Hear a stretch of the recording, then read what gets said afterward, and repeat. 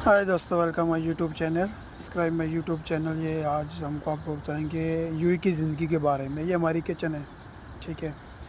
और आज हम बैचलर किचन है, सब इकट्ठे इधर ही आते हैं। और ये हमारा ताला साहब हैं, आज चाय बना रहे हैं, ग्रीन टी, क्योंकि इनकी पेट की चर्बी बहुत बढ़ गई है। ये इसलिए अपनी चर्बी को थोड़ा घटा रहे हैं। और चूल्हा भी गंदा है, ये इसके बारे में बता रहा है कि ये चूल्हा गंदा है, बैचलर होते हैं, सफाई करानी होती है। और ये इसने बाल भी आपने मिलवा दिए हैं, क्योंकि इसके सर में बहुत खुश्की थी।